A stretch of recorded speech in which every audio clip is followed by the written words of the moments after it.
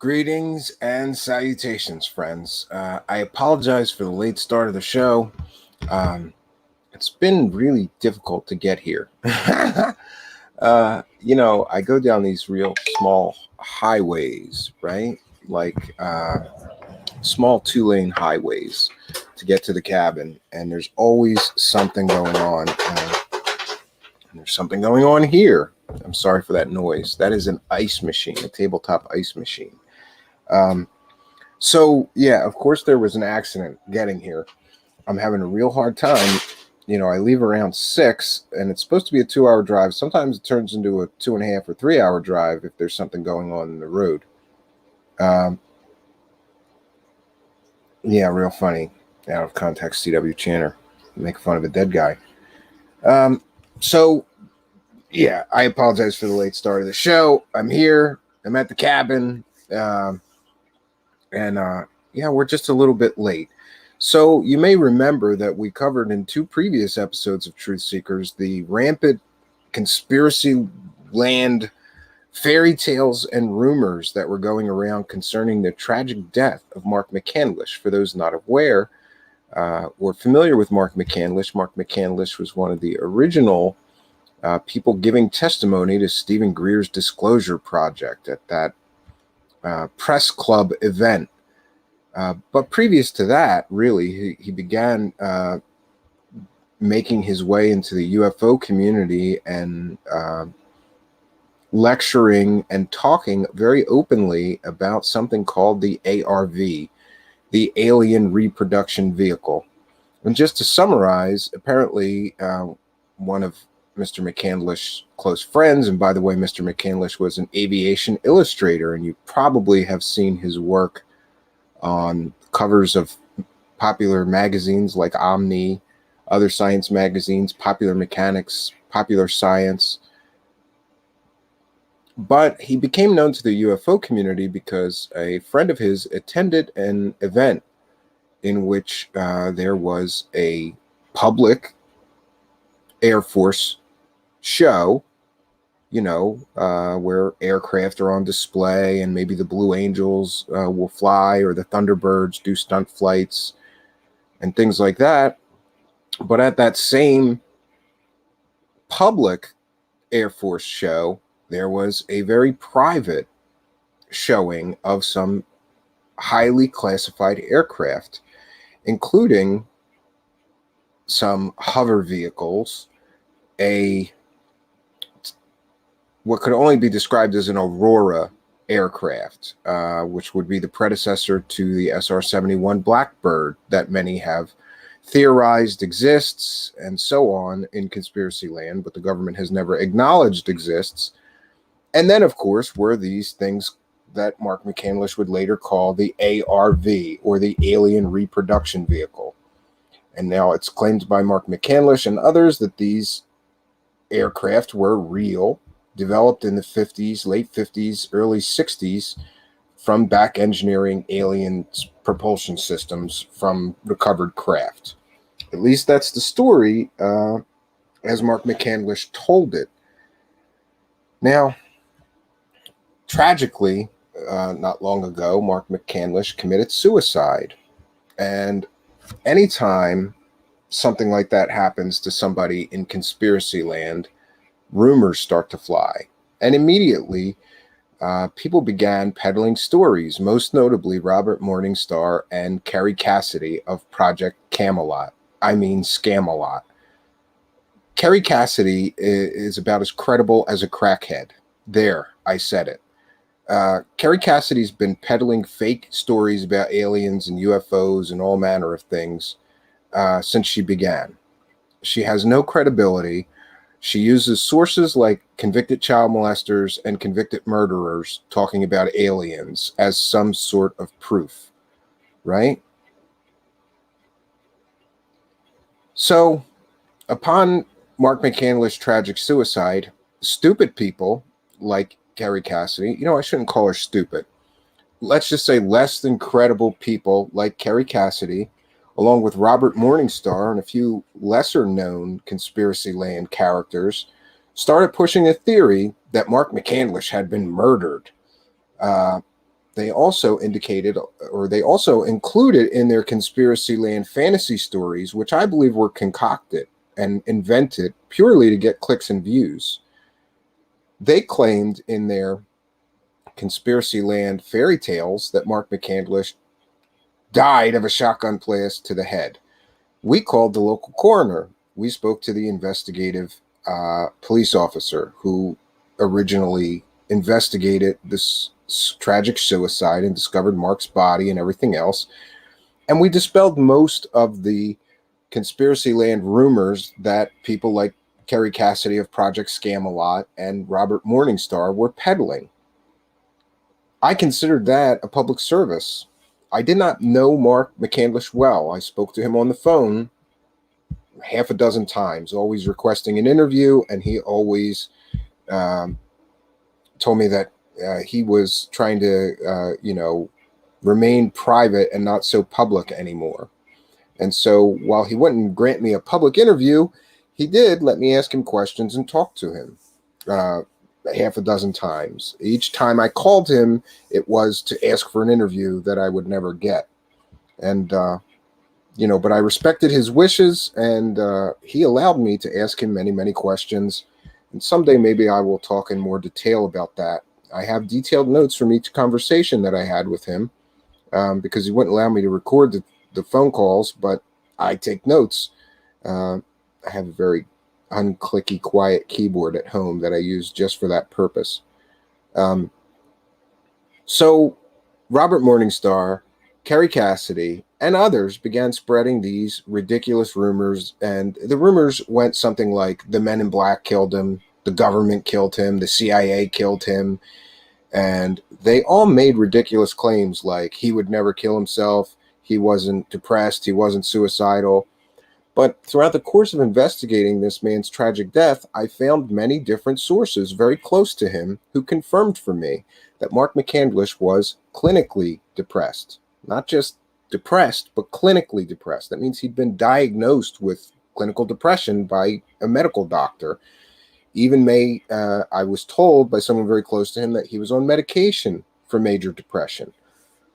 Another source told me that Mark Mccandlish, for at least the past 2 or 3 years, was having a horrible, horrible time just trying to make ends meet and, pay his rent and pay his bills and keep afloat. He was having tremendous, tremendous financial difficulties.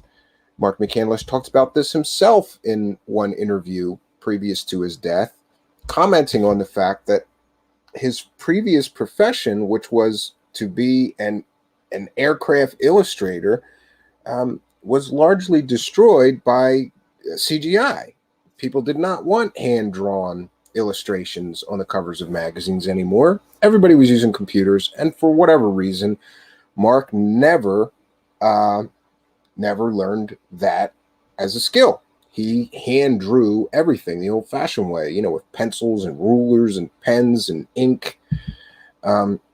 So it's very tragic that this man kind of lost his career because of the march of technology.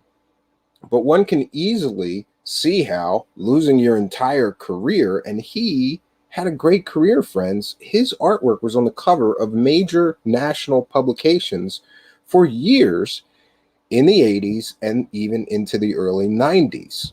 I believe it's a Popular Mechanics magazine where he did an illustration of a NASA space plane concept that was in talks and development and prototyping, but never quite made it to be a real aircraft. So tragically, Mark Mccandlish was very depressed, and he was having major, major financial problems. So it's not a stretch to say that a man who is clinically depressed, who has major financial problems, may decide to end his own life. It's tragic, but these things happen. I suppose that my own interest in these people spreading rumors was because I noticed that nobody was standing up and saying, let's investigate if any of these rumors are true. Let's talk to the police. Let's talk to the coroner. Nobody did that. Kerry Cassidy didn't do that. No, she just went on her live stream telling people that he blew his brains out with a double shotgun blast to the head. And how does that happen? That didn't happen. The CIA must have shot him in the head with a shotgun. And all of these things, all of the things that both Robert Morningstar and Kerry Cassidy have said are completely and totally factually inaccurate. Now, we've even had Joseph P. Farrell do a blog post about it, and he refused to take the blog post down, but he did link to our video and said something like, I'm more inclined to believe this gentleman because he's done adequate research. But, you know, the damage is already done, Mr. Farrell, Joseph P. Farrell. You've already helped spread the garbage that he was killed by the Men in Black because he was too, you know, he was about to spill the beans about the aliens. Another point that Robert Morningstar and Kerry Cassidy made is that he was set to testify before Congress right before he ended up dead, and the Men in Black must have killed him to prevent him. Well, what they said specifically was that he was in contact with Senator Marco Rubio's office and that he was going to testify to Senator Marco Rubio and Congress about alien reproduction vehicles and what the government really has and so forth. We did an exhaustive investigation. We contacted Marco Rubio's office. We contacted other members of Congress who are known for their familiarity or interest in UFOs or UAP. And Mark Mccandlish did not contact any senator's office. He didn't contact Marco Rubio's office. He wasn't scheduled to testify anywhere for any congressman or senator. That was a complete and total fabrication made up by Kerry Cassidy and Robert Morningstar to get clicks and views. And, you know, boy, I could say a lot about those two, but mostly what I will say is I will remind them that Mark Mccandlish, whatever you think of him, was a human being. A human being. I don't know very much about his family situation, but I do know that he had a very long-term girlfriend who ran an animal shelter where he worked. And he worked with her for the past several years, helping injured animals and, you know, lost animals, animals that nobody wanted, an animal shelter. So Mark was a human being. He had people that cared about him. And I have become aware of many, many of his close friends who have contacted me since our first two reports on his tragic suicide. He was a human being. He had friends. He had family that cared about him. And none of them, Kerry Cassidy, Robert Morningstar, or any of you other idiots that are out there spreading these conspiracy land false stories would want you doing that. They would want you to let the man rest in peace. But that's not something that somebody like Kerry Cassidy would do. After all, this is a woman that uses court-martialed child molesters and convicted murderers who've been in prison for 38 years as sources to her alien stories. One can easily assume that Kerry Cassidy has zero ethics. So not only will she use fake sources, she'll just invent fake stories about people who tragically committed suicide and ended their own lives. Why would she do that? Why did you do that, Kerry Cassidy? Do you really need the clicks and views that bad? You're demonetized. You're deplatformed. You're not even allowed on YouTube because of the level of garbage information and fake information that she spread for the past couple of years. But no, Kerry Cassidy takes that as a badge of honor, as if getting thrown off YouTube for telling the truth, right? You weren't telling the truth. You were lying to people. That's why you got pulled from YouTube. So she's off on her, website behind a paywall, but she's still posting things publicly. And this Mark Mccandlish story is one that she posted publicly. Now, throughout my investigation, we've done previous two episodes. You can see on our YouTube channel here our previous two episodes concerning this. I consider this important work. I went to the ends of the earth to either prove or disprove Kerry Cassidy and Robert Morningstar and these other people were peddling lies or not. And I'm here to tell you, Everything that Robert Morningstar said, everything that Kerry Cassidy said, and others repeated, like Dr. Joseph P. Farrell, was a complete and total fabrication and a lie. Nothing that they said was actually true. He was not in contact with Senator Marco Rubio's office or any other senator that we could find. He was not set to testify anywhere. In fact, Jeremy Rice, alien scientist, commented that he just spent, 4 hours on a live stream explaining everything he knew about this vehicle. Why would they kill him? Why would somebody kill him when everything that he knew about this so-called alien reproduction vehicle was already out on the internet? He had no smoking gun evidence or proof left to show the world. He'd been talking about this thing since 1988, right? There was nothing that he hadn't disclosed, that he knew. So there'd be no reason for somebody to suicide him, as was claimed by these conspiracy land idiots. Now, we talked to the coroner. We talked to the girl. I'm sorry, I did not speak directly to the actual coroner. I spoke to the girl who runs the coroner's office in Shasta County. And so she informs me, no, it wasn't a shotgun. And then I talked to the investigating officer who said, no, it wasn't a shotgun. It was a handgun that we found him with. But there's more details here. So I asked for the coroner's report. This is a public document. Anybody can get it. This is a Truthseekers exclusive. As far as I know, nobody else bothered to go get the coroner's report. I did that. And we're going to share it tonight. And I just want to mention that, again, this man is a human being with friends and family that cared about him. And I don't think sharing this is really, helpful to his reputation, given the state that they found his home in. There were some things, and we'll get into this report and you'll see, things in his home were in disarray. So it's not my intention to embarrass him or his friends or his family, because there are certainly some things in that coroner's report that don't paint him in a good light. But we have to remember that this man was clinically depressed, suffering from major financial problems, and suicidal. So also, I am going to I did not put it in the video description, but as soon as the broadcast ends, I have put this coroner's report on my Google Drive, and I will be posting a link to it in the video description so that anybody can read this report and know the truth. I've said it time and time again, friends, the hallmark of a good researcher who has good facts and evidence is that anybody can go after them and find the same facts and evidence. So anybody can call the coroner's office and verify that the report that I'm posting to my Google Drive is the real, genuine coroner's report from Shasta County. And, I'd encourage anybody who is skeptical of the claims that we're going to make or present tonight, or the evidence that we're going to present, then you do what I did.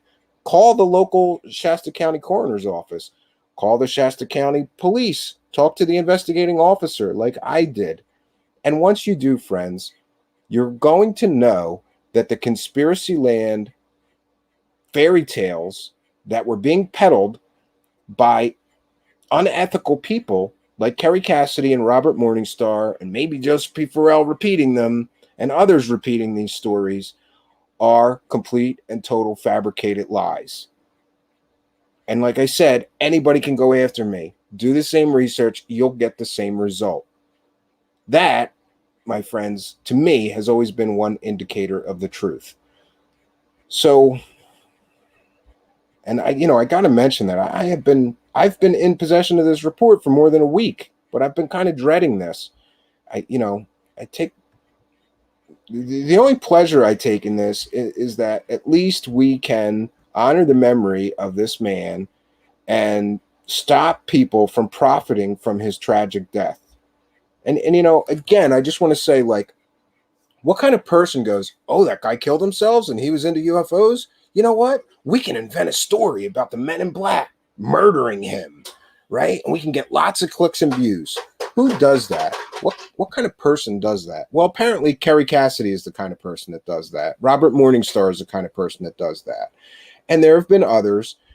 I hear that Richard Hoagland was going to do a whole show on this, but he thought better of it after seeing some of our research. And I want to thank a mutual friend. I don't know Richard Hoagland, but we have a mutual friend who said, hey, Richard Hoagland, you might not want to go there because that story is false and fake, right? All right, let me get this queued. Okay, I do have it here. And like I said, I am going to share this in the video description so that anybody can read this and get the same information that I'm sharing tonight with you all. All right, and this is from the Shasta County Sheriff. And the coroner is Eric McGreeny. And this is the case number. In the matter of the death of Mark Edward McCandlish, a 68-year-old male, I, Logan Stonehouse, Chief Deputy Coroner, have inquired into the circumstances of death and do certify that he was declared deceased on the 13th day of April 2021. I'm sorry, they give the address where he was found dead, which was his home. The death was caused by gunshot wound of the head. Other significant conditions, none. Manner of death was suicide. Philip Wacker, Deputy Coroner, conducted the investigation and established the identity of the decedent. A postmortem examination was conducted by Dr. Dan Putzer, MD, pathologist. All right, so and here it just mentions that there were who was there at the autopsy, and that would be Phil Wacker. The cause of death of this elderly white male is central nervous system damage caused by self-inflicted gunshot wound to the head. Now, I got to tell you that I'm sure conspiracy land, fantasies and rumors are still going to go rampant, but I trust a coroner to know if there's foul play or not. And as we get further into this report, we'll see that there is ample and supportive evidence that he killed himself. Tragic, but that's the truth. The man was depressed, he was having financial problems, and he shot himself in the head, tragically. There's no Men in Black here. There's no CIA surveillance teams or suicide teams or murder squads, There's no super soldier sneaking in the middle of the night, right? None of that. The external examination is authorized by Eric McGreeny, Sheriff Coroner of Shasta County. The body was that of an elderly white male who appears his stated age of 68 years. The body measures 6 feet in length, 200 pounds. The body is clad in red and gray sweatshirt, gray long sleeve shirt, white t-shirt, tan sweatpants, and white underwear. Palpation and visual examination of the skull shows it to be covered by very short gray hair. There is obvious entrance wound located 1 centimeter above the right ear. It measured 15 centimeters in diameter. The edges of the entrance wound have powder burns. Above the left ear is an exit wound measuring 1.5 centimeters in diameter. It has destroyed part of the tip of the ear. Brain matter extrudes outside the hole. Skull fracture is not obvious. Examination of the blue eyes reveals pupils that are equal in diameter at 4 millimeter. Examination of the nose reveals a small amount of blood. Examination of the mouth reveals a small amount of blood. Examination of the neck reveals no, boy, I'm not even going to try to say that, lymphadenopathy or obvious cervical fracture. Examination of the chest and abdomen is unremarkable. Upper extremities unremarkable. Genitalia unremarkable. Lower extremities unremarkable. Back and anus unremarkable. Due to the obvious cause of death, internal examination is not performed. Okay, so here we get 68-year-old male decedent was found unresponsive with an apparent self-inflicted through gunshot wound to the head. There was a note left in the office. He is right-handed. Per landlord and friend, he had been depressed for years. There's some other important information in here that would support the fact that this is tragic, but simply a suicide and nothing more conspiratorial than that. Okay, so the location they found him was a dwelling. The body position was supine on bed. Yeah, there was blood from the head. And they check. There was a suicide note. Where it was found was in the office of his residence. A 2-page suicide note, by the way. Okay, and here's where we get into more relevant, important information. Kerry Cassidy, Robert Morningstar, and these other UFO hucksters, really deplorable, disgusting people running around trying to profit off the tragic death and suicide of a man, said in their blog posts, in their podcast, that Mark Mccandlish died of a shotgun blast to the head. That's factually inaccurate. Here, right on the coroner's report, subject shot himself with a 9mm Sig Sauer P226 pistol. So there we have it. It was a handgun, not a double shotgun blast to the head, as the conspiracy hucksters would have you believe. And his next of kin was his brother, Kevin McCandlish. And there's some witnesses. Yeah, and here we see he did have a daughter. He had a brother. Hey, Kerry Cassidy, how do you think his brother and his daughter feel about you trying to make YouTube pennies off his tragic suicide?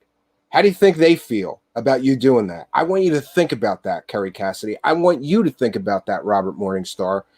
How would your family feel if somebody ran out to YouTube, start making up fake stories about you after you, God forbid, killed yourself? All right, and this is from the investigating officer. On Tuesday, 4/13 at 17:45 hours, I received a call from Shascom reporting the death of 68-year-old male located at, and we're going to go past this. We don't want to give the address. Sorry if you did see that. I should have blacked this out. Apologize for that. I arrived on scene at 18:12 hours. It was sunny and cloudy outside, warm and dry weather. The residence was light-colored, one-story, single-family home. He met Corporal Townsley in the driveway of the residence. He directed me towards the main entrance of the residence, which was located on the east side of the home. The windows to the residence and the front door were covered with dark paper. There was a strong ammonia odor outside the front door of the residence, and that could be because he had many, many cats. I don't know if they were from the animal rescue that he worked or what, but Corporal Townsley and I entered the residence through the front door. The odor continued into the residence and throughout the entire residence.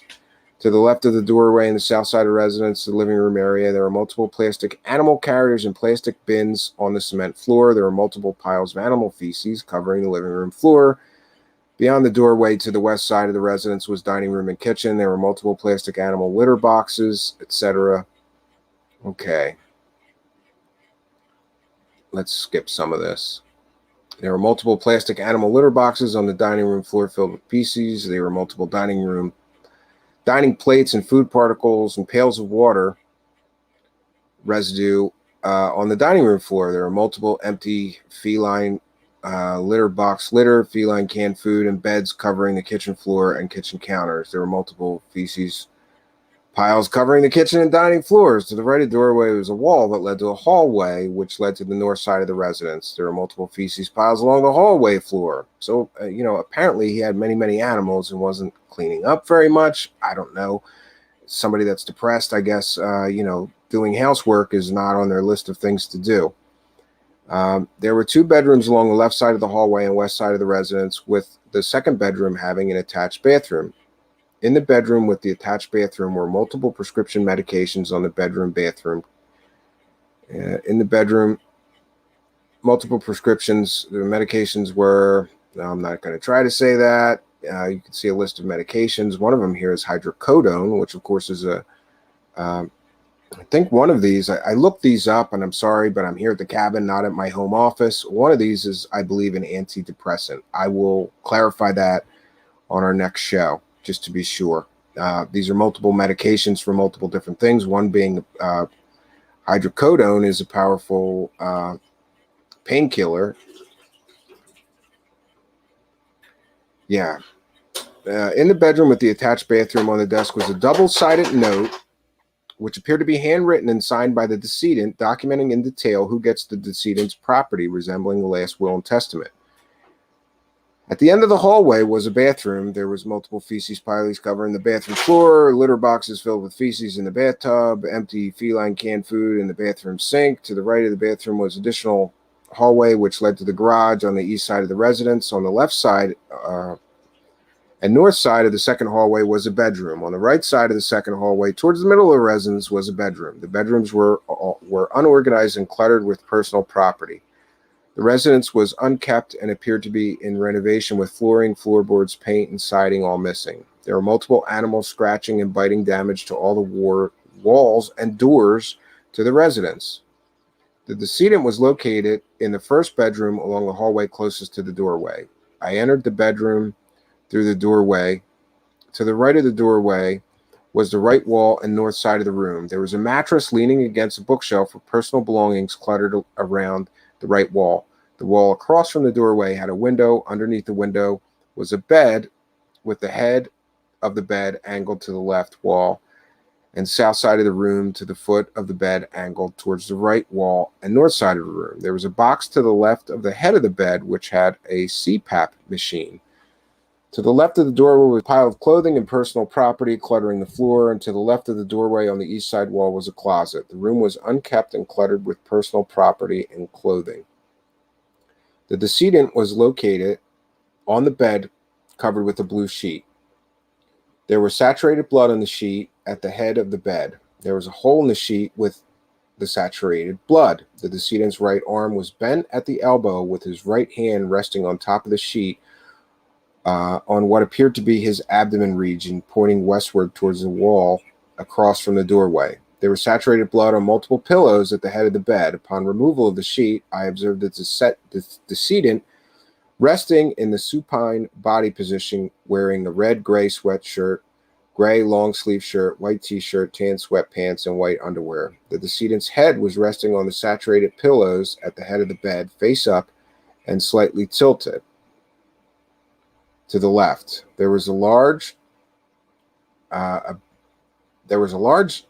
think they mean amount of coagulated blood protruding from the descendant's right temple region from what appeared to be a contact entrance wound. The blood continued in a downward angle towards his right ear and then to the pillow. There was coagulated blood protruding from the descendant's mouth in a downward angle towards his chin and neck region. There was coagulated blood protruding from what appeared to be an exit wound on the left side of his face, in a downward angle to the pillow and mattress. The decedent's torso and lower extremities were resting flat on the bed, with his feet pointing northward to the right wall of the room. The decedent's left arm was resting flat on the bed, with his left hand in a clenched fist next to his left hip and pointing northward. The decedent's rigor mortis was moderate, and his body was cool to the touch. The lividity was consistent with a supine body position. No other injury or trauma were noted to the decedent's person. I removed a 9mm projectile from the lower west side wall across from the doorway in the downward direction and to the left side of the decedent's head. On Tuesday, 4/13/2021, while on scene, I spoke with Corporal Townsley, who confirmed the aforementioned statements with the added information in the summary. The decedent, Mark Mccandlish, date of birth 3/25/1953, was found unresponsive with an apparent self-inflicted gunshot wound to the head in the supine body position, covered with a sheet on the bed by his landlord. Corporal Townsley informed me that the officer Lobsinger removed the firearm from the decedent's right hand, which was on top of the sheet on the right side of the decedent's head region.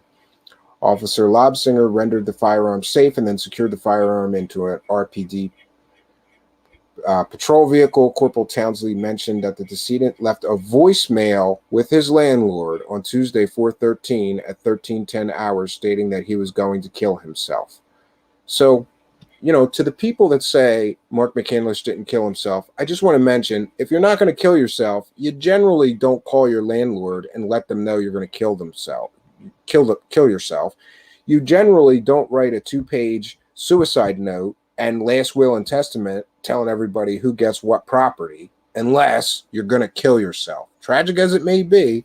And listen, I understand that some people were very close to Mark, and I had a very close friend kill themselves. And for a long time, I didn't believe it. I did not believe they would do it, right? because I didn't want to believe that they would do it. I thought there was foul play. I thought somebody killed him and staged it as a suicide. Later, I came to accept it once I learned more. And I can only hope that the people that are running around leaving YouTube comments and tweeting at me that Mark didn't kill himself may look at the evidence that we have here on hand and change their opinion, or come to some peace on what has happened to your friend. And listen, I have a great deal of empathy for anybody. I had a close friend commit suicide. It's terrible, and you don't want to believe it. Okay. On Tuesday, 4/13/2021, while on scene, I spoke with the decedent's landlord, Carrie Peterman, who confirmed the aforementioned statements with the added information. In summary, the decedent was in the military and was being medically treated by the VA. He had been emotionally unstable for years, with everything happening with his personal life, work, and the current pandemic. On Wednesday, 4/14, I spoke with the decedent's brother via telephone call. Kevin last heard from the decedent via an email about a week prior. He had mentioned being depressed for some time and about everything going on in the world and in his own personal life. He didn't elaborate. The decedent talked about having to relocate because the residence he was living in was going to be put on the market to sell. On Wednesday, 4/14, I spoke with the decedent's friend, Vince Leonel, via telephone call. The last time Vince had spoken with the decedent was about a week prior. The decedent had mentioned that he was not happy with his current girlfriend relationship and his occupation. He never mentioned depression and suicide. On Thursday, 5/6, Veterans Affairs called to confirm the decedent's death and to inform SCSO Coroner's office that he had been in the behavioral health treatment program for depression with suicidal tendencies. Yeah, and he had no criminal history. We have a medical records. He had been diagnosed with several different, health conditions. PA statement.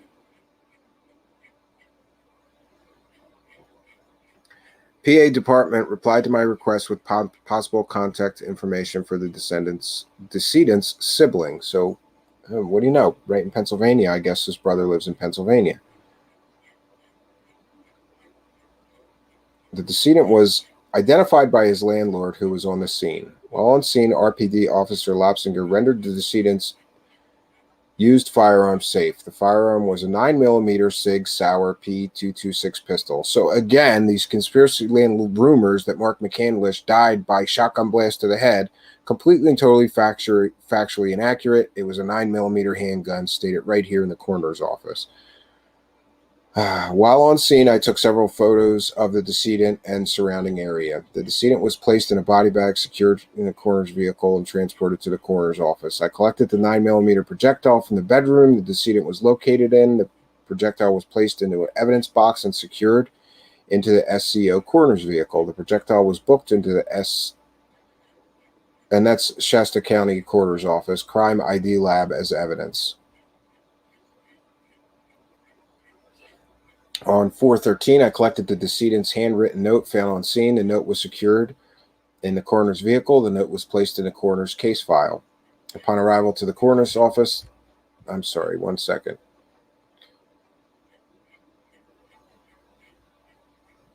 So they collected his medications and took them as evidence. Upon arrival to the coroner's office, the decedent was assigned this case number and a toe tag was attached. That's depressing. While at the SCSO morgue, additional identification was made by DCI whacker using the decedent's California driver's license.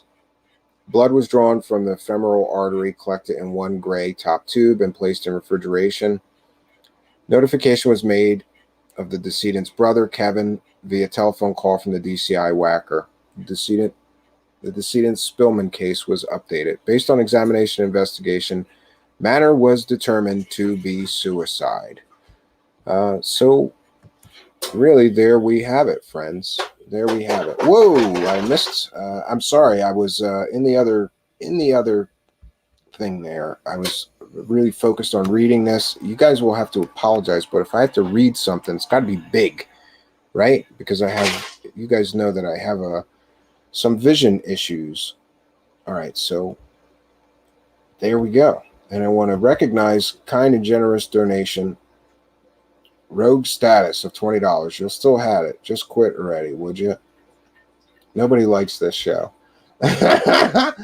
Leave it to a friend of mine from Philadelphia to bust my balls, but I will let you bust my balls all you want, Rogue status, as long as you give me $20 every time you bust my balls. That's my new fee. It costs $20 to bust my balls. But no, thank you for your kindness, your generosity, and your support. I certainly do appreciate it. Longtime show supporter and live chat participant. Kind, very, very, very generous of you. And it seems kind of wrong to do this, considering we're talking about a man's tragic suicide. But we still do. You know, life goes on, and you have to praise the cash. So this is for Rogue status, and you know, praise the cash, Rogue status.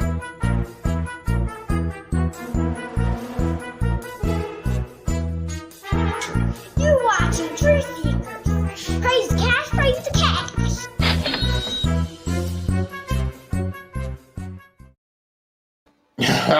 So thank you, Rogue status. I thank you.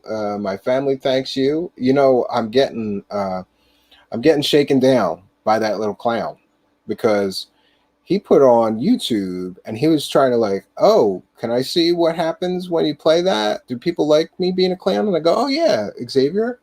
My son's name is Xavier, by the way, and he volunteered to help us praise the cash by being the cash clown. But now he wants to know what his cut of the super chat money is, because, you know, he's the cash clown. He should get a cut. So some of this money is going to be going towards, I would say, superheroes. That's his big thing, superheroes. So here we have it, friends. We have the actual coroner's report stating he wasn't killed with a shotgun blast to the head. No, it was a 9mm pistol. He was depressed. Various people told the coroner and the police that he was depressed. He calls his landlord to tell his landlord he's going to commit suicide shortly before he does it, and he leaves a 2-page suicide note. To me, any death is tragic. A suicide, to me, is even more tragic. But the real tragedy, besides his death, was the disgusting, deplorable degenerates out there on the internet, like Robert Morningstar and Kerry Cassidy, spreading all this fake information, trying to make money off this man's tragic suicide by peddling fake conspiracy land stories that were completely and totally fabricated. Nothing those guys talked about was real. So, yeah, Reemsy, I guess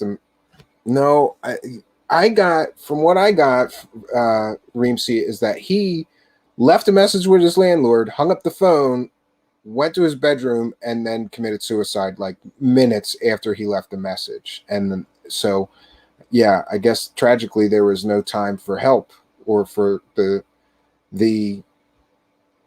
landlord to go and try to intervene, you know, because certainly if somebody's calling you, telling you they're going to commit suicide, most humans would go and try to help them, right? I sure would.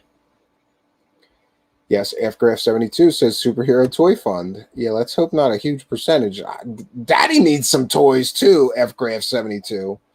So, you know, I've been dreading doing this, but I'm glad that we got this out of the way. I am going to share the coroner's report. Actually, you know what? Before I say I'm going to do this and then I don't do it, here's what I'm going to do. I am going to go in there right now before I forget, and I am going to share the coroner's report. So just bear with me.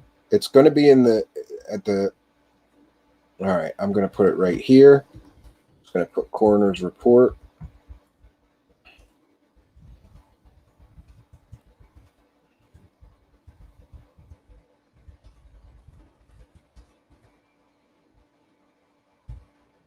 All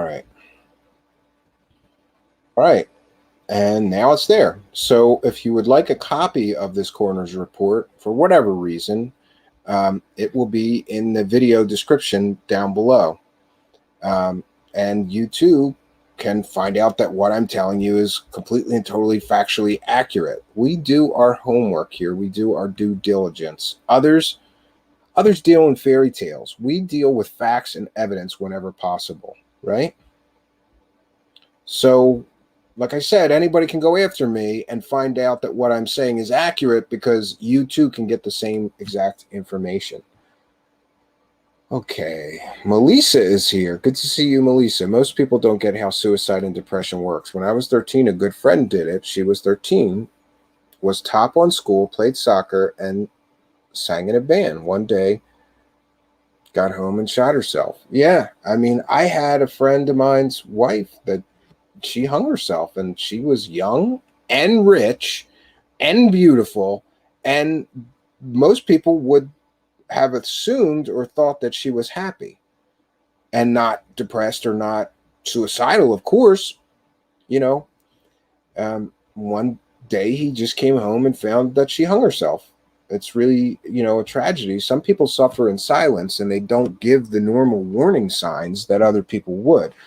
But in the case of Mark Mccandlish here, we have him literally getting treated at the VA for suicidal depression. So, people running around and saying, he wasn't suicidal. He was being treated at the local VA for suicidal depression, for depression and suicidal thoughts. He was taking medication for depression. He was telling others that he was depressed. People told the police that he was depressed and somewhat despondent over his current situation. I heard from multiple sources he had many financial problems. We heard in this coroner's report that he wasn't happy with his girlfriend or his employment currently. I believe he was working for his girlfriend at a animal rescue. It was a long time ago, but it's still think about it sometimes. And you know what I always think when somebody commits suicide, I always think how many good things could they have done with the rest of their lives if they didn't do that, right? It's tragic. And I don't know. I've been really depressed at one point in time, all around Arbiter, but the thought of doing that never entered my mind, and especially now being a father and a husband, there's no problem on earth that would cause me to want to check out. None. Whatever happens, and I'll try to deal with it. But Steve Ronan, yes, people sometimes pretend until they can't anymore. Yeah, and I've heard various stories of people almost being jubilant before they commit suicide because they've made the decision and they know that their pain's going to end soon, so that they're almost happy before they do it, which is a crazy thing to think about. So, considering the warning signs, and I just want to mention to anybody who's struggling with depression, especially if you're feeling suicidal, there are places you can go. Please do get help. Don't suffer in silence. There are, I have one friend that was really, really, really, really clinically suicidally depressed. And he finally got on the right meds, and he was fine after he got on the right meds. Some people just need a little bit of brain chemistry adjustment and they could be okay. This is not to say that, taking pills is going to undepress you. I think if you're suffering, and again, I'm not a mental health professional, seek a mental health professional, but I would think that, you can't just take a pill. Maybe counseling, psychotherapy, other forms of therapy along with medication might be beneficial. Just goes to show you, never judge a book by its cover, never know what's going on in someone's head. Yeah, I agree with you. And wow, I'm sorry, that ice machine's really loud. We have a tabletop ice machine here because we have this little sort of like college size fridge, like college dorm room size fridge. And it's only got a freezer in it this big, And yeah, so I apologize for that noise. Next time I'll know to shut that thing off when I'm in here. And I'm here in the cabin kitchen, actually, not living room for a change. I rushed here. I didn't even get to eat anything. So I suffered through this show with no dinner. I'm looking forward to this is a crazy funny thing, and this is a crazy guilty pleasure. One of my favorite meals in the universe is Hungry Man fried chicken. It's almost as good as KFC, right? And I got two of them bad boys because, I'm 6'4",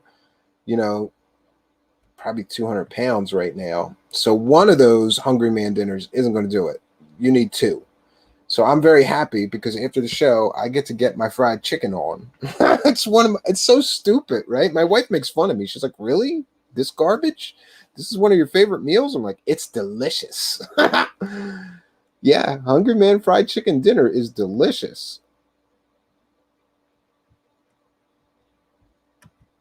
It's your fault for being addicted to ice. Yeah, exactly. Well, I drink nothing but iced tea. I don't drink soda. I drink nothing but tea. That's all I drink. In the morning, I drink hot tea, Melissa. My mother, growing up, we didn't really like my father drank coffee, but nobody else did. She gave us tea. So I grew up drinking tea every morning.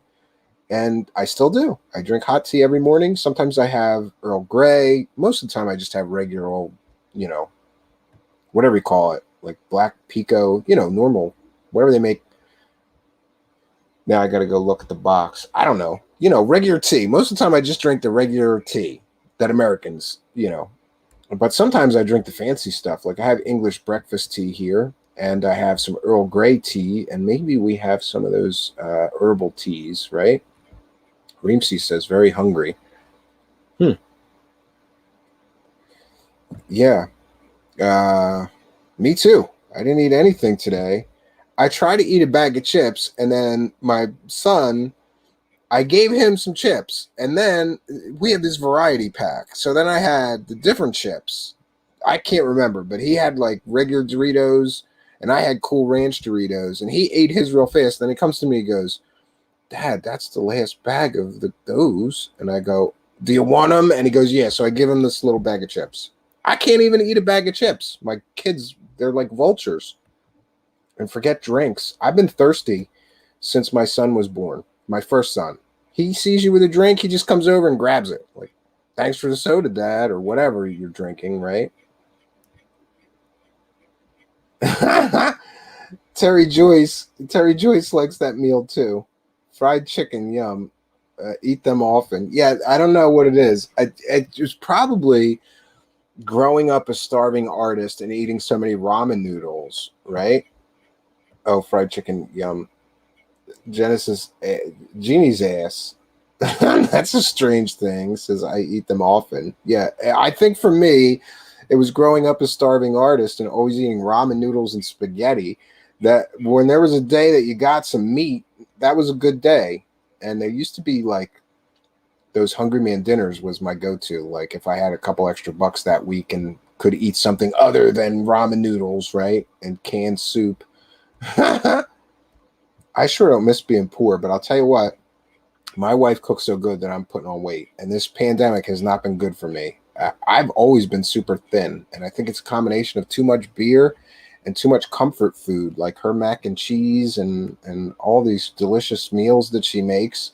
Now she's back to work and I'm cooking every day. So I probably lose weight because I don't cook nearly as good as her. I'm working on it though. I keep trying to learn. Yeah, love Lipton's. I think that's yeah. When I do have to drink bottled tea, I think this is Lipton, right? That's what I drink when I have to drink bottled. But mostly I make homemade with lemon and sugar, AJ. So I'm glad that you could all join us here. I wanted to take some time to read this coroner's report, try to set the record straight for the benefit of the memory of Mr. McCandlish and his friends, his family, his relatives. And I want to encourage you, friends, if you see somebody like Kerry Cassidy or Robert Morningstar, if you see them spouting these lies, link them to this video. Put a reply to their video talking smack and giving people fantasy fairy tales, and link this video so that people can honestly hear the truth. And they, you know, it's important to me. I didn't know this man well, but I did feel a strange sort of, I felt a duty, like somebody's got to do this. Somebody's got to tell people the truth. All these people are out there profiting from this tragic man's suicide. It's crazy. All around Arbiter. This is crazy. Celestial Seasonings tea has ties to a cult. I've never heard that in my life. That's crazy. Really? I think my wife has some of that stuff. I think we have some of that here at the cabin. We have cult tea at the cabin all around Arbiter. That's crazy. Yeah. And I also wanted to mention, people ask me, like, what's going on with your schedule? How come there wasn't a show yesterday? And listen, I'm always honest with my audience. I'm going to tell you the honest to God truth. These children are killing me. They're kicking my ass. And I have to get up early now. When my wife was working from home, I could get up at noon. She didn't care. She took care of the kids until I got up, right? But now that she's going to work at 8 o'clock, I got to be up. So I'm having a real hard time. And anybody that's ever, you know, spent any time with two boys, especially, I guess girls are just as hard, but these kids are like, every time, I swear, every time I sit down, like, right, they want something, I get it for them, you know, then I sit down, Daddy, I want cookies. So then I got to get up and get them the cookies. 5 minutes later, you know, Daddy, I need a drink. I'm thirsty. So then I got to get up. I just spend my whole day doing laps to the kitchen. I'm the snack bitch. That's it. That's what I am for these children. I'm the guy that gets them the drinks, the snacks, and their meals, right? And I'm very popular when I have food for them, right? And these two kids, they eat like horses. They really eat like horses. They're always grazing. They got to have chips. Now we want to, oh, can we have some cookies? Can we have some milk with the cookies? You know, the other one starts asking for milkshakes. I'm like, what do you think? I could just whip up a milkshake right here, or, you know, chocolate milk, strawberry milk, whatever. It's never easy. But I didn't realize how good I had it while my wife was home, because I could sleep till noon or 1 p.m., whatever, and then I could get up, and I still felt pretty rested by 9 or 10 o'clock at night to do the show. But now, if I got to get up at 8 or 9 o'clock in the morning, by the time 9 o'clock comes, I'm like, oh man, I can't do a 2-hour show. I just don't have it in me. But I'm going to try to convince my 5-year-old that nap time is a good idea. Because if I could get a nap in, like in the afternoon, I'd be all right. So I'm trying to adjust to this new schedule and the more responsibility with the children, which I'm not complaining about. I'm their father. You know, it's just it's a shock to the system when I have not been solely responsible for them all day for more than a year. My wife has been home, and now that she's gone, oh man. And yeah, it's been pretty rough, but I'm adjusting. I'm you know, I don't know. I'm trying to take the younger one on some errands and things. Like we went to the store, but that always turns into, let's go to a toy store, Daddy. And then that's $40 every time I take him with me. So I don't know if running errands with him is a good idea, right? All right, so we're going to do some shout outs. I don't know how far back we can go, but shout out to Rogue Status, who was our sole benefactor tonight with a kind and generous $20 super chat donations, busting my balls saying nobody likes this show. And for those that don't know, he's from Philly. I'm from Philly. That's how Philly guys express, you know, affection. If I bust your balls, it means I like you. So I don't take offense. Somebody once emailed me when you said something nasty, Rogue Status, like, who's that guy? F that guy. They didn't realize you're just busting balls. So shout out to Rogue Status. Shout out to Reemsey. Welcome to the show. Shout out to Lee Veltman. Welcome to the show. Shout out to the Ice Machine, who is making their appearance. Shout out to Melissa. Steve Ronan is here. Tim Elf is here. FGraph72 is here. Charles from Project Camelot is here. All Around Arbiter is here. Reemsey. I saw. Oh, Reemsey with I thought there's Reemsey with a kind and generous $5 super sticker. Thank you for your kindness, your generosity, and your support, especially your continued support. Reemsey is a longtime show supporter. always throwing us a couple of bucks, which I truly, truly appreciate. Thank you for your kindness, your generosity, and your support, Reemsy, and thank you for helping us to praise the cash, friends. Praise the cash, praise the cash, praise the cash. Thank you for your kindness. Thank you for your generosity. Praise the cash, praise the cash, praise the cash.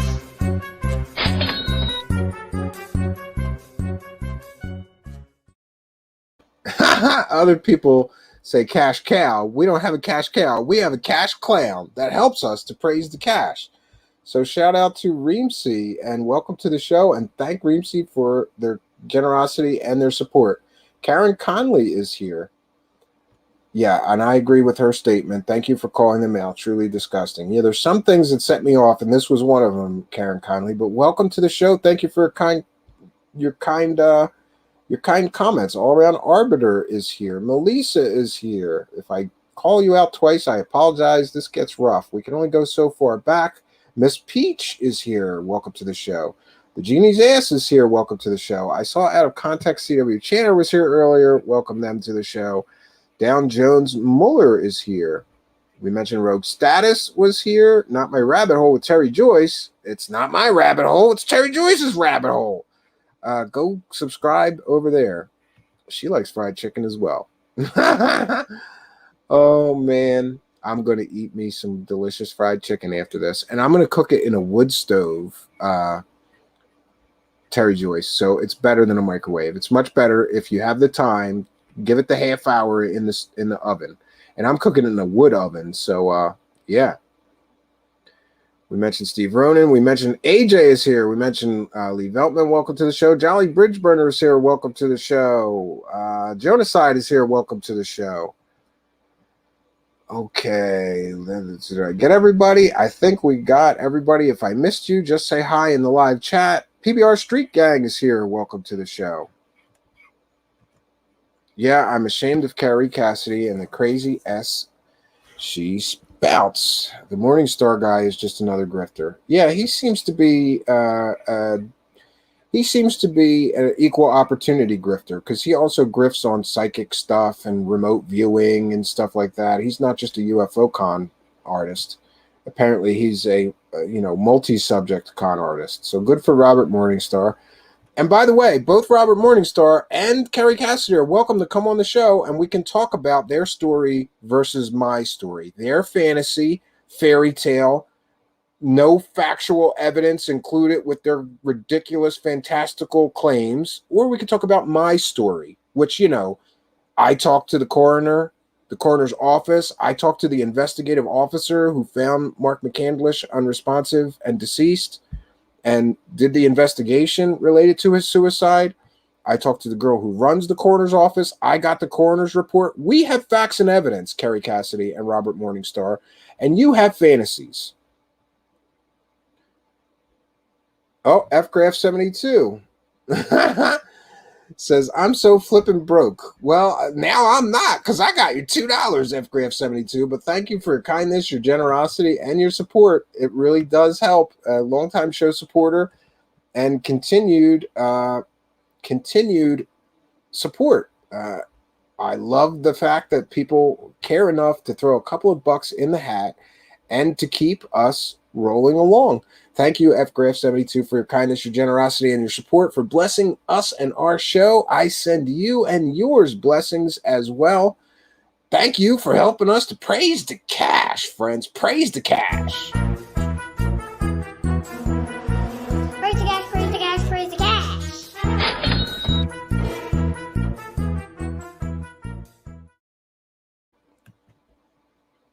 Okay, and I just happened to see, let's see, V is here. V is here and working. Forgive me. You don't need to apologize to me. I'm always happy to see V. Longtime show supporter, thank you for showing up. All around Arbiter with a kind and generous $2 super chat. Again, a longtime show supporter. Really, really means a lot to me that people continue to send me money and help support the show. I do have I'm getting blurry like Bigfoot. I I do have some plans all around Arbiter, and I'm going to be sharing them soon.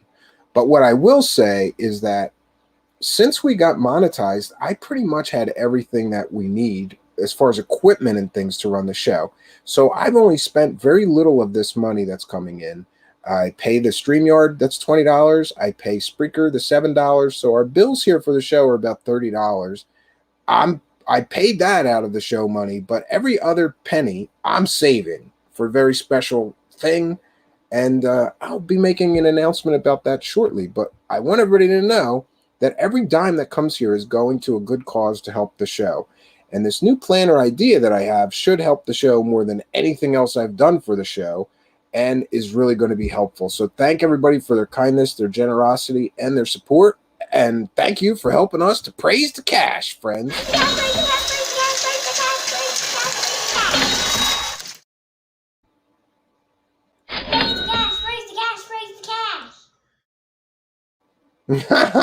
So thank you, All Around Arbiter. Shout out to All Around Arbiter, big time show supporter. And All Around Arbiter is always retweeting things. So I want to mention, let me try to get that down. I want to mention that there's two big ways to support us. The first way, of course, is to throw money at me. We love it when people throw money at me. There's a money button down there. And you can send us any money you want, and YouTube will convert it for us. We take Mexican pesos, we take Canadian dollars, British pounds. We had NOK, which is like money from Norwegian money. I don't know. We take any money. There's a money button down there. Click the money button. Send us whatever amount you wish and whatever message. We read every single super chat and recognize every single super chat. Granted, failing that though, brother, can you spare $1? That's what we're out here asking. Brother, can you spare $1? And if not, there is another great way to help us. And that, of course, every good YouTuber will tell you this, is to like, comment, share, and subscribe. Hit the notification bell. Smash that like button. Leave us a comment. Leave us a thumbs up. Leave us a thumbs down. I don't care. All the YouTube algorithm cares about is engagement, right? If the engagement's good, YouTube is happy. So engage with us. I try to read all of the YouTube comments. I replied to many of them, as many as I can. It's getting pretty hairy in there lately. Yeah, and really, it does help us. Please like, comment, and subscribe, and send some of our video links to your friends. Share our channel link on your social media.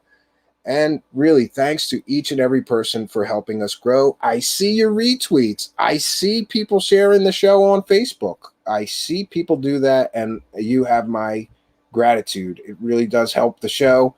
And I just want to mention that we did just reach a milestone, 2,000 subscribers, which I never thought I would see. I want to thank each and every one of you for helping us to get there. This was a group effort. It wasn't me. I didn't do very much. I was the host, but I'm not much of a show host without a great audience, and we have one of the best audiences here.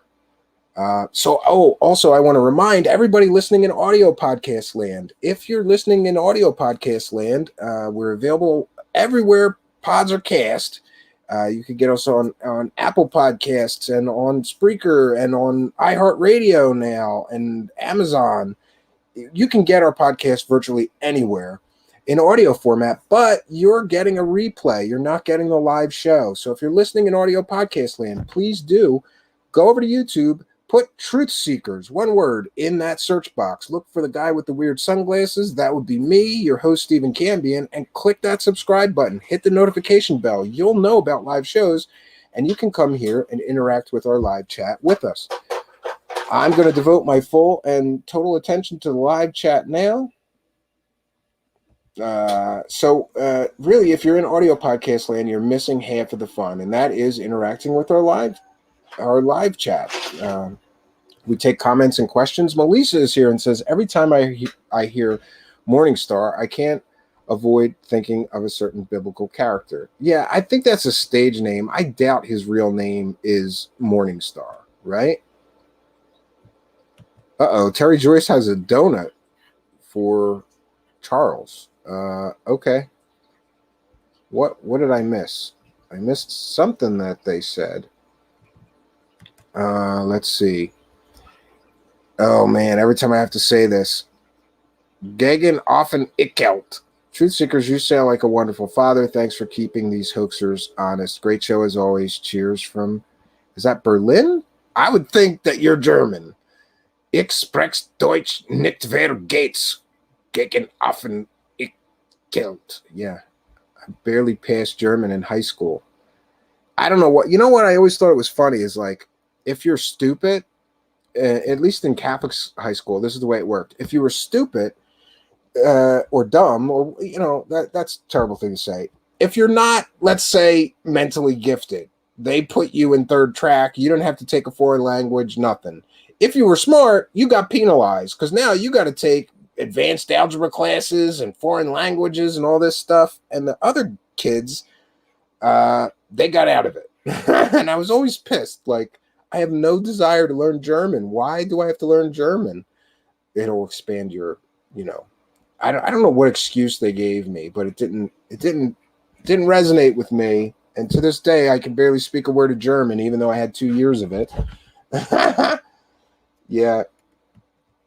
I thought it would be easy to take German, though, because I speak a little Polish. My father was Polish. My grandparents were Polish. And I mean, right off the boat Polish, first generation immigrants.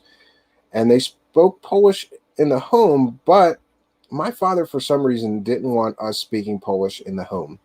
And my mother didn't speak Polish. So growing up, we all spoke English. But years later, I would regret that because I could speak a little Polish and understand a little bit of it, but not much. Not as much as I would if we would have been bilingual in our household growing up, right? Oh, FGraph72 mentioning your soundtracks rocks. Mr. Cambion, thank you for your Patreon uploads. Yes, I uploaded 2 new songs that I just completed to Patreon. That's another way to support us. Sign up for Patreon. It's $1 a month. You get a backstage pass. I post all my songs there as I'm working on this new album. And by the way, when the album is finished, everybody on Patreon is getting it for free. And then it's going to be available, on iTunes and everywhere else for purchase. But you Patreon folks, you pay your $1 a month and you're going to get the album for free. And yeah, and I got to say too, thinking about Mark's death is sad. But today I found out that one of my old musician friends passed away. And this was back in January, and I didn't even know because I don't really speak to most of my old musician friends anymore. But this guy and I had so many adventures together. His name was Tommy Scars, and he was the singer and songwriter of a band called Scars Like These. And I just want to recognize him and say, I'll miss you, brother. He and I had this. I was never in his band, and he was never in my band because he's a singer-songwriter, and I'm a singer-songwriter. So, but each of our bands would play shows together, like his band and my band and maybe one other band. And one time we had this event where we rented a U-Haul, 3 bands. And then we were like 16 or 17 or I don't know, or maybe a little older than that, maybe 18, but nobody had a car. So we rented a U-Haul, like one of those panel trucks with no windows. And then we all put our gear in there. And then we rode 40 minutes to the show in the back of a U-Haul in the middle of summer where it's 102 degrees in Philadelphia. We all back there in this U-Haul almost died of heat stroke because it was 40 minutes in an unair conditioned U-Haul with no windows. But we survived. Tommy is survived by 2 wonderful boys and his wife. And, I want to offer them my condolences and to all his friends and family. The guitar player, Michael Lieb, who played on most of my last project and may play on this one, we haven't spoken really in a while. I'm sure is heartbroken because that was his songwriting partner. It's really, really sad. Melissa, but you can both be stupid and also smart and get the privileges and bully others while also being bullied by the nuns. Stupidity comes in many ways. Yeah, I just always thought it was funny. Like, what? So you're telling me I'm getting penalized and I have to take really hard courses and work harder because I'm smart. Thanks. Yeah, first track is no fun. And my wife was in first track too. She took Spanish, I think, right?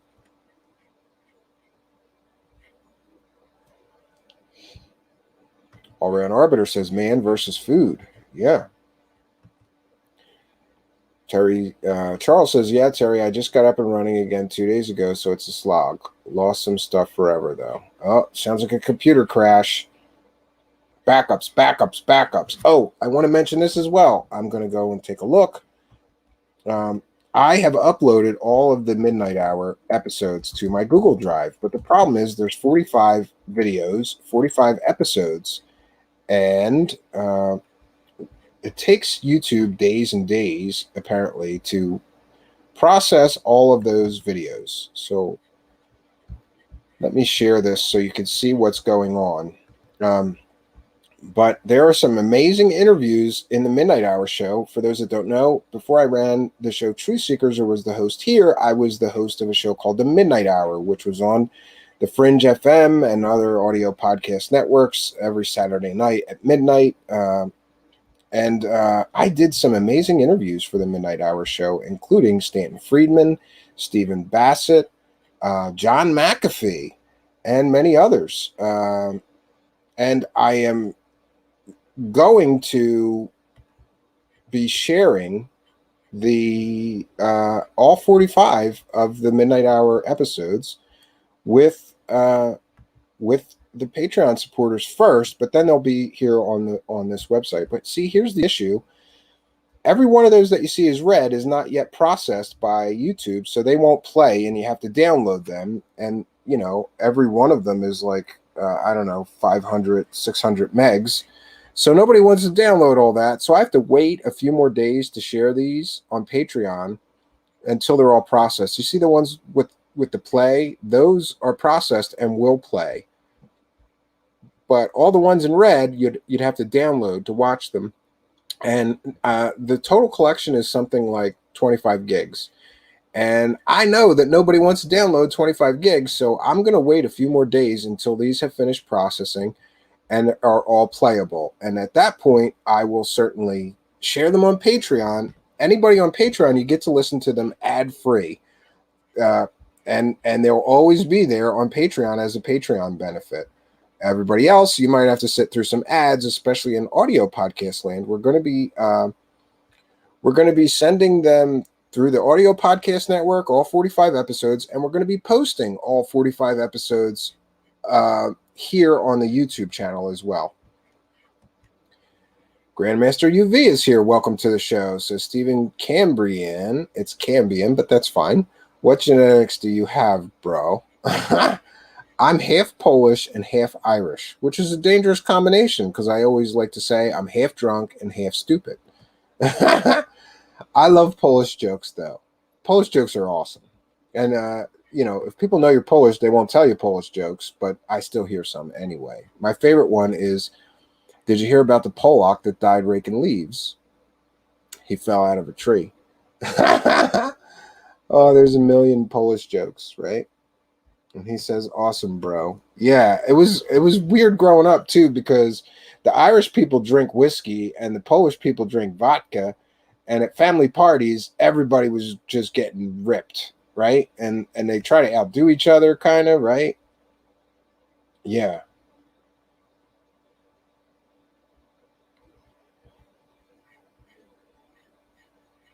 Okay, so All Around Orbiter likes to watch competitive eating videos. Okay. I like that Chinese girl. Do you know who I'm talking about, All Around Orbiter? She wins the Philadelphia Wing Bowl every year. She did. She's this little, like, 5 foot, 100-pound Chinese girl, and she could eat wings more and faster than big fat men. I always thought it was amazing.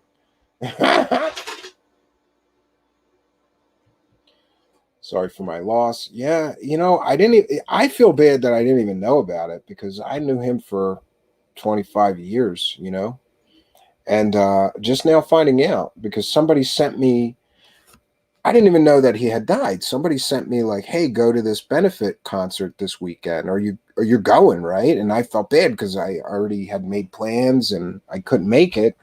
And I didn't even know that he had passed away. And he was my age, so pretty young so he had a sudden heart attack and died. And, you know, in thinking about Mark Mccandlish and my friend here, it just reminds me like how mortal we are. And that's kind of sad, right? And it's disturbing. Once in a while, I wonder how we all don't go crazy just with the sheer knowledge that one day we're going to die. I mean, it's just a weird thing to think about, right? I try not to think about it. And I think most of us do, right? We don't think about death until we have to. I think most people don't.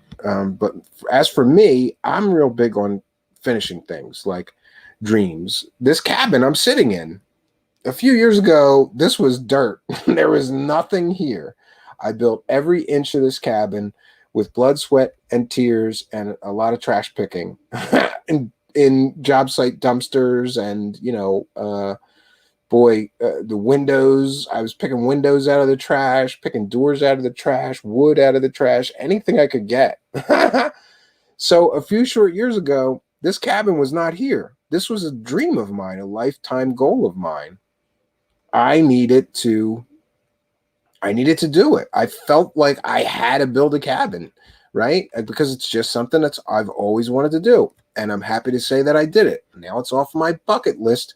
And I've got other things that I want to do before I croak that I really want to work on, right? Renee Miss Jonaside is here. Welcome to the show. Says Blonde gets padded sheets off jokes. Yeah, blondes get a lot of jokes. My wife is blonde, so I tell her blonde jokes once in a while. Melissa says, I share that with you. You get what I talk about, very natural. Yeah, I get you, Melissa, and I'm glad that you're here.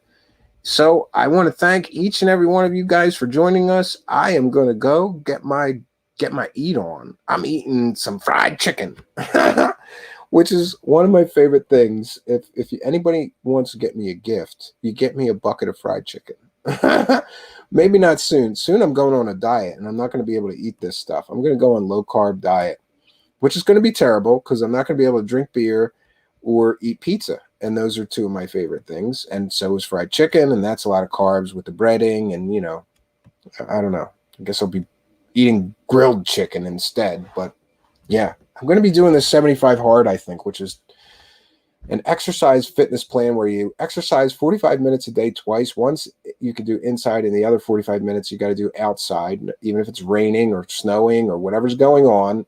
And you go on a sensible diet, and, you're supposed to know alcohol. I don't know if I might modify that to vodka is okay, right?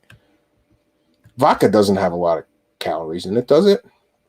I don't think so. It's got to have less calories. Like, if you drink a shot of vodka, that's got to be less calories than a whole beer. I would think so anyway. So I'm glad that we could come here. I'm glad that we could set the record straight, especially for the friends and family of Mark Mccandlish. I want to thank a few of Mark Mccandlish friends and family who have reached out to me. Some of them I've spoken with on the phone. Some of them I've emailed or corresponded with. And they've all been very supportive of me doing this work to set the record straight so that people understand that what happened to Mark Mccandlish was a tragic suicide. And I'm going to keep him in my thoughts and prayers. I thought he was a brilliant man. He was incredibly talented, and the world is going to miss him. We had Michael Schratt on our show who said that Mark Mccandlish was insanely talented when it came to drawing. He'd never seen somebody who could make photorealistic drawings straight from memory with just a pencil. He was incredibly talented. I'm sad that he's gone.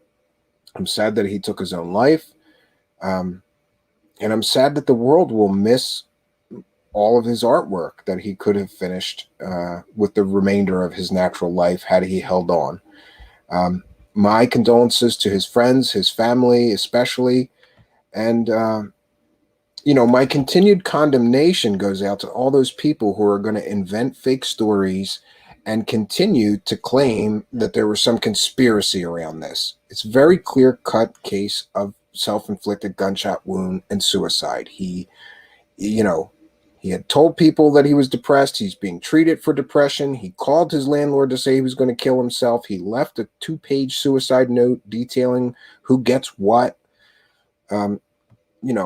But Conspiracy Land is still going to probably argue with me.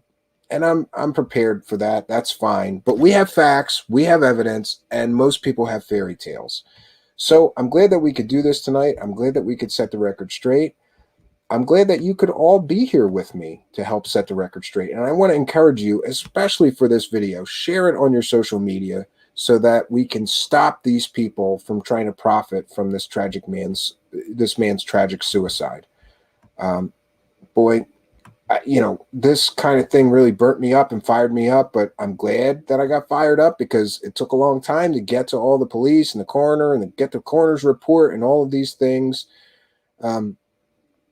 I'm glad that I did this work. I consider this good work. I consider this a community service, and somebody had to do it. And I'm always kind of like, if no one else is going to do it, then fine, let it be me. I'll do it because somebody had to do this today. And do the previous reports that we did dispelling these rumors and these fairy tales, right? So, friends, I'm always happy when there's an audience. I'm here at the cabin by myself. My wife decided that she was going to come up with the boys tomorrow, so I had to jump up here a little early, try to get a show in, and do some things before she gets here tomorrow. We're going to have a fun night tonight.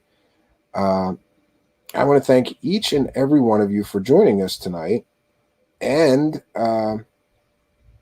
boy, what else can I say? I'm hoping that there'll be a couple more shows before the week is over. But you never know what is going to happen. I'm here at the cabin feeling summertime, right? Last week we went to a carnival. This week we might go to another carnival. Who knows what plans my wife has for me. But I am setting up. See, the problem with doing shows here is I have two boys, and it sounds like a herd of elephants everywhere in the cabin. It's a small cabin. So I could go in the other room, but then you could still hear them bouncing around in here and screaming and laughing and whatever. So I'm setting up the camping trailer to be a temporary, boy, I started right at the bottom, right? We got this little dumpy camping trailer next to the cabin that I stayed in while building the cabin, and that's kind of like the guest quarters when a guest comes to stay. It's tiny, but it'll work, and it'll be away from the cabin, so you shouldn't be able to hear it. Anyway, we're going to have a new temporary Truthseeker studio in the middle of the woods here in the form of this broken down camper. But it'll work. It'll work, friends. We'll work with it. Like I said, I'm always happy when there's an audience. I want to thank each and every one of you for coming here tonight and for being a part of mine. Yeah, until next time, friends, my name is Stephen Cambion. Good night, and God bless you all, especially you, Mr. McCandlish.